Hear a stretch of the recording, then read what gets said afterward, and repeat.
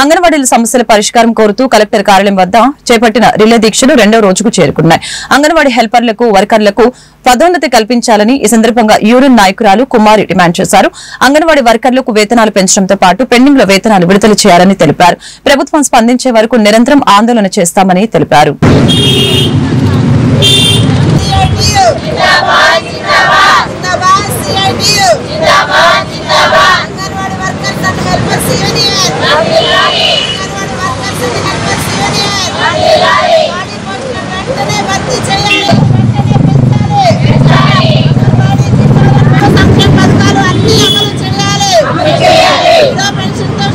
నిన్నటి నుంచి 6వ తారీఖు నుంచి 9వ తారీఖు వరకు మేము రిలే దీక్షలు నిర్వహించాము. అయితే ఈ రిలే దీక్షలు ముఖ్యంగా స్టార్ట్ చేసిన ఎందుకోసం అంటే మిగతా పక్కనున్న జిల్లాలు అన్ని జిల్లాల్లోనూ కూడా ఖాళీగా ఉన్న హెల్పర్ల పోస్టును ఇవ్వడం జరిగింది. కానీ మన జిల్లాలో గుంటూరు జిల్లాలో ఇంతవరకు కూడా ఖాళీగా ఉన్న హెల్పర్ పోస్టులకి వర్కర్ పోస్టులకి ప్రమోషన్లు ఇవ్వలేదు.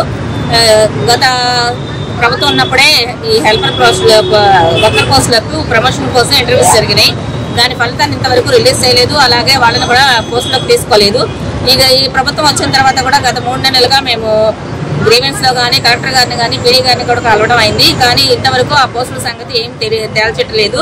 అందుకు గాను మేము ఈ రిలే దీక్షలు నిర్వహించాము. అలాగే గత ప్రభుత్వం ఉన్నప్పుడు ఇచ్చిన హామీలను ఈ ప్రభుత్వం వచ్చినప్పుడు ఆ హామీలు అమలు చేయాలని చెప్పాము. మాకు గత ప్రభుత్వంలో ఉన్నప్పుడు మేము 42 రోజులు చేసిన ధర్నాకి మద్దతుగా ఇచ్చి మా ప్రభుత్వం వస్తే ఈ హామీలను మేము అమలు చేస్తామన్నారు. కానీ ఇంతవరకు ఒక హామీ కూడా అమలు చేయలేదు. దీన్ని మేము ఖండిస్తున్నాము. దీనికి నిరసనగా ఈ 6వ తారీఖు నుంచి 10వ తారీఖు వరకు రిలే దీక్షలు అలాగే 10వ తారీఖు కలెక్టరేట్ ముట్టడి కార్యక్రమాన్ని చేపట్టాము. మేము ఈ కార్యక్రమం చేపట్టి కూడా ఈ రోజుకి 2వ రోజు అయింది. ఇంతవరకు కూడా ప్రభుత్వం నుండి ఎటువంటి స్పందన లేదు.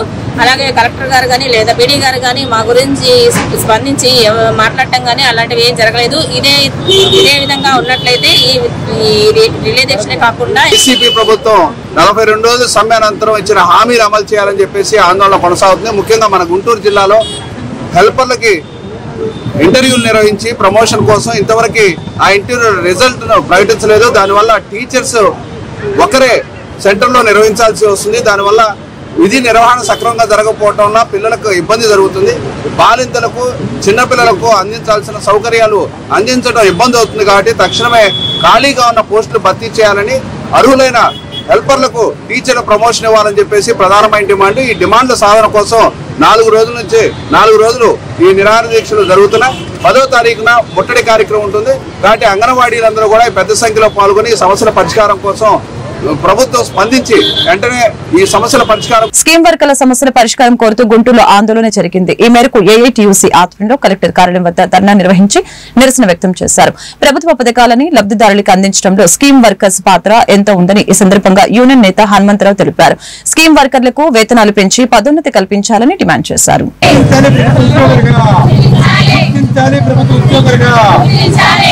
కనీస వేతన 26,000 రూపాయలు.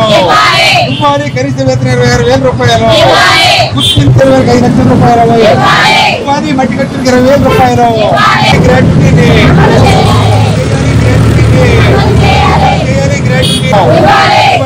కనీస వేతన 26,000 రూపాయలు.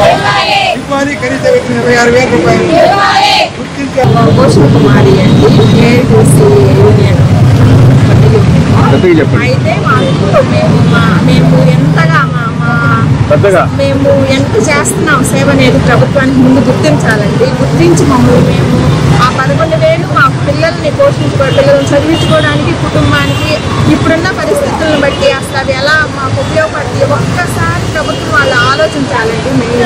వాళ్ళు ఆలోచించి మమ్మల్ని మేము చేస్తున్న పనికి ఫలితంగా ఉందా లేదా, అసలు మేము ఆ ఫలితం మాకు సరిపోతుందా అనేది ఆలోచించి మాకు మా సమస్యను పరిష్కరించాలని ముఖ్యంగా కోరుకుంటున్నామండి. అదొకటి చిన్న పిల్లలండి, మాకు వచ్చే 3+ పిల్లలు. పెద్ద పిల్లలకు సెలవులు ఇస్తున్నారు, చిన్నపిల్లలకు సెలవులు ఇవ్వటం లేదు. వాళ్ళతో పాటు చిన్నపిల్లలకు మేము 6 నుండి 3 సంవత్సరాల వరకు THR ఇస్తామండి. వాళ్ళతో పాటు 1 నెల మాత్రం THR ఇస్తాము. మాకు సెలవులు మాత్రం మంజూరు చేయండి. మాకు మెను 2 కూరలు ఉండాలంటున్నారండి. వాటికి తగ్గ ఛార్జీలు మాకు లేవండి. మాకు గ్యాస్ ఖర్చులు కూడా లేవండి. మెయిన్ సమస్యలు మాత్రం ఈ సమస్యలతో మేము చాలా ఇబ్బంది పడుతున్నాం సార్. మేము ప్రభుత్వ వాళ్ళు ఇచ్చిన ప్రతి పని మేము చేస్తున్నామండి, నో అనుకోకుండా. మమ్మల్ని గుర్తించి మాకు ప్రభుత్వం వాళ్ళ నుండి పొందే వాటికి కూడా మేము అర్హులం కాదంటున్నారండి. ఓన్లీ 11,000 జీతానికి ఏ పథకానికి అర్హులం కాదంటున్నారండి.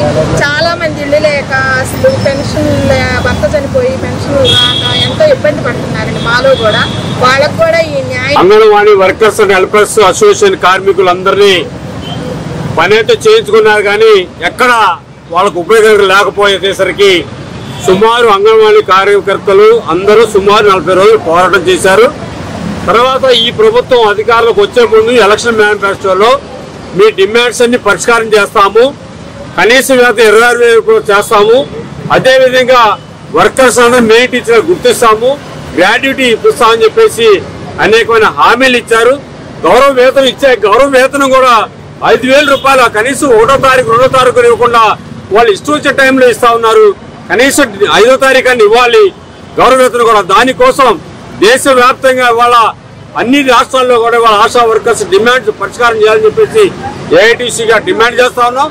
భవిష్యత్తు ఈ డిమాండ్స్ పరిష్కారం కాకపోతే మరింత పోరాటాలకి ఉధృతం చేసి ఈ సమస్య పరిష్కారం అయ్యే వరకు ఆ అంగన్వాడీ వర్కర్స్ యూనియన్ కి అసోసియేషన్ కి మేము అండగా. Basireddy Venkatadri institute of technology కళాశాలలో పరిశ్రమ అవసరాలకు అనుగుణంగా విద్యార్థుల్లో నైపుణ్యాలను పెంపొందించేందుకు పరిశ్రమలు మరియు విద్యా సంస్థల మధ్య సహకారాన్ని పెంపొందించే లక్ష్యంతో రూపొందించబడిన ఇండస్ట్రీ ఇన్స్టిట్యూట్ ఇంటరాక్షన్ ప్రోగ్రామ్ లో భాగంగా ఇంధన రంగంలో అవకాశాలపై సదస్సు నిర్వహించారు. ఈ కార్యక్రమానికి ముఖ్య వక్తగా Siemens energy industrial turbo machinery India private limited engineering head doctor Giridhar Kumar Dinne హాజరయ్యారు. ఈ సదస్సులో గిరిధర్ కుమార్ దిన్నే మీడియాతో మాట్లాడారు. శ్రీ లక్ష్మీ పద్మావతి సమేత శ్రీ వెంకటేశ్వర స్వామివారి దేవస్థానం వైకుంఠపురం నందు ముక్కోటి ఏకాదశి సందర్భంగా శ్రీవారి ఉత్తర ద్వార దర్శనం కన్నుల పండుగ నిర్వహిస్తున్నట్లు సహాయ కమిషనర్ మరియు ఆలయ కార్యనిర్వహణ అధికారి వి అనుపమ తెలియజేశారు. ఈ సందర్భంగా వారు మీడియాతో మాట్లాడారు.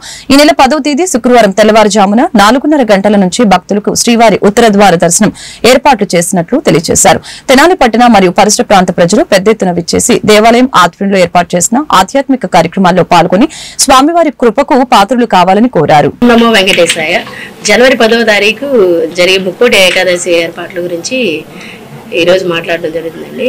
విశిష్టమైన ముక్కోటి ఏకాదశి రోజున ముక్కోటి దేవతలతో శ్రీ మహావిష్ణువు స్వామివారు ముక్కోటి దేవతలతో ఉత్తర ద్వారం నుంచి దర్శనం ఇవ్వడం జరుగుతుంది.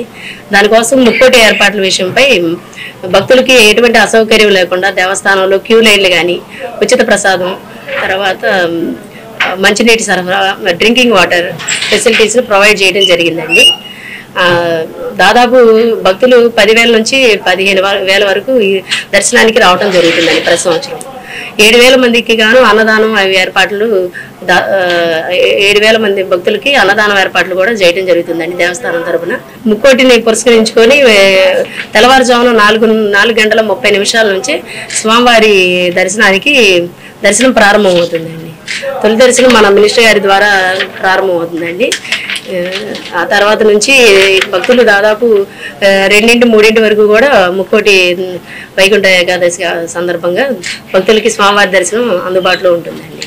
ప్రత్యేక దర్శనాలంటే 300 టికెట్ ఒకటి, 100 రూపీస్ టికెట్ ఒకటి, ఉచిత దర్శనం ఒకటి, 3గా సపరేట్గా వేరుగా అరేంజ్ చేయడం జరిగిందండి. అందరికీ ఎవరి మార్గంలో వాళ్ళు వెళ్ళి స్వామివారిని దర్శనం చేసుకోవడానికి అసౌకర్యం లేకుండా క్యూ లైన్లు కూడా ఏర్పాటు చేయడం జరిగింది. ఆధ్యాత్మిక చింతనతోనే మానవ జన్మ చరితార్థమవుతుందని భక్తి సంకీర్తన గాయని ఆధ్యాత్మిక సేవకురాలు శారదా చలపతి తెలియజేశారు. తెనాలి పట్టణ గంగానమ్మపేటలోని పారడైజ్ గృహ సముదాయం నందు మంగళవారం గొబ్బిళ్ల మహోత్సవం అనే ఆధ్యాత్మిక కార్యక్రమాన్ని ఘనంగా నిర్వహించడం జరిగింది. గొబ్బిళ్లు అనేవి లక్ష్మీ స్వరూపంగాను గోపిక స్వరూపంగాను పూజిస్తామని ఈ సందర్భంగా తెలియజేశారు. కార్యక్రమంలో మహాలక్ష్మి, నాగమణి, వర్ధిని, ఆదిలక్ష్మి, శ్రీదేవి, మౌనిక, పద్మజ, సుశీల, ధనలక్ష్మి, సునీల్ తదితరులు పాల్గొన్నారు.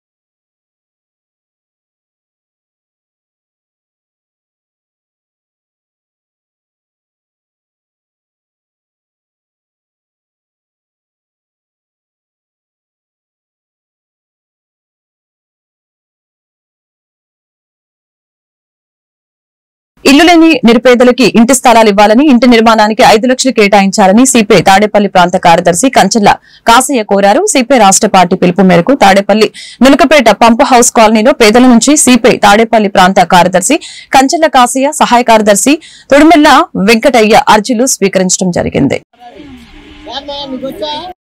సెంటు పట్టా లేని వాళ్ళు ఎవరన్నా ఉంటే వాళ్ళకి ఇంటి స్థలం కోసం కూడా మళ్ళీ సపరేట్ అర్జీ రాదు. రాష్ట్ర ప్రభుత్వం ఎన్నికల ముందు ప్రజలకి మంచి హామీని ఇచ్చింది. గతంలో జగన్మోహన్ రెడ్డి ప్రభుత్వం సెంటు పట్టా అని పేద ప్రజలకు ఇచ్చి 1,80,000 రూపాయలు డబ్బులు ఇచ్చి ఇల్లు కట్టిస్తామని గత గవర్నమెంట్లో సెంటు పట్టా పేద ప్రజలందరికీ ఇవ్వటం జరిగింది. అది అనేక కారణాల వల్ల అది అమలు కాలేదు. తర్వాత గవర్నమెంటు మారినటువంటి సంగతి మనందరికీ తెలుసు. ఈ గవర్నమెంటు మారటానికి కూడా చంద్రబాబు నాయుడు గారు నేను అధికారంలోకి వస్తే పేద ప్రజలకి టౌన్లోనే 2 సెంట్లు భూమి ఇచ్చి 5 లక్షల రూపాయల డబ్బులు ఇచ్చి ఇల్లు కట్టిస్తానని చెప్పేసి పేద ప్రజలందరికీ కూడా హామీ ఇవ్వటం జరిగింది. చాలా సంతోషం. దాన్ని మేము మనస్ఫూర్తిగా స్వాగతిస్తున్నాం. గవర్నమెంట్ వచ్చి 6 నెలలు 7 నెలలు కాలమైంది. ఇంకా దానికి ఎక్కడా శ్రీకారం చుట్టలేదు. ఈ మధ్య కాలంలోనే మన పురపాలక శాఖ మంత్రి నారాయణ గారు కూడా ఒక ప్రకటన చేశారు. పేద ప్రజలకి ఎక్కడైతే ఏ ఊళ్ళో అయితే ఉంటున్నారో ఆ ఊళ్ళోనే 2 సెంట్లు భూమి ఇచ్చి ఇల్లు కట్టించేటువంటి బాధ్యత తీసుకుంటామని చెప్పారు. దాన్ని కూడా మేము మనస్ఫూర్తిగా స్వాగతిస్తున్నాము. మరి చంద్రబాబు నాయుడు గారు, లోకేష్ గారు కూడా చాలా మంచి మాట మాట్లాడారు. ఎన్నికల ముందు ఎక్కడ పేదవాడి ఇల్లు మేము తొలగించమని చెప్పారు. చాలా సంతోషం. ఒకవేళ అనివార్య కారణాల వల్ల తొలగించాల్సినటువంటి పరిస్థితులు వస్తే పేదవాడికి 2 సెంట్లు భూమి ఇచ్చి ఇల్లు కట్టించి మాత్రమే తొలగిస్తామని చెప్పారు. కానీ సాధ్యమైనంత వరకు ఉన్న వాళ్ళకి ఉన్న చోటే పట్టాలు ఇస్తామని కూడా చెప్పారు. అందుకని లోకేష్ గారికి, చంద్రబాబు నాయుడు గారికి, పురపాలక శాఖ మంత్రి నారాయణ గారికి పేద ప్రజల పట్ల ఉన్నటువంటి ఒక సానుకూల దృక్పథాన్ని మేము మనస్ఫూర్తిగా స్వాగతిస్తున్నాము. అందుకని మీరు ఏదైతే చెప్పారో దాన్ని త్వరితగతిన. వార్తలు ముగించే ముందు ముఖ్యాంశాలు మరొకసారి.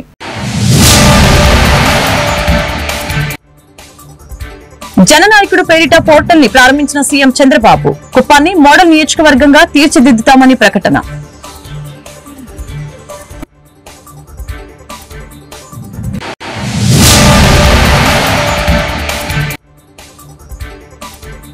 డిప్యూటీ సీఎం పవన్ కళ్యాణ్ పై మాజీ మంత్రి రోజా ఆగ్రహం, అధికారం మదంతో కాకుండా మానవత్వంతో మాట్లాడాలని హితవు.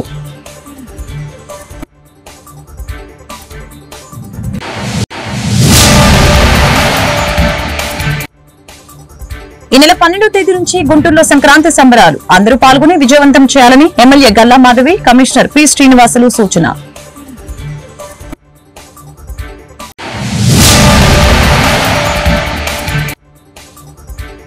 లారీలపై దాడులు చేసిన పోలీసులపై చర్యలు తీసుకోవాలంటూ జిల్లా కోర్టు వద్ద న్యాయవాదుల ఆందోళన, కలెక్టర్ కార్యాలయం వద్ద కొనసాగుతున్న అంగన్వాడీలో రిలే దీక్షలు. ఈ వార్తలు ఇంతటితో సమాప్తం. మరొక బులెటిన్ మళ్ళీ కలుద్దాం. నమస్కారం.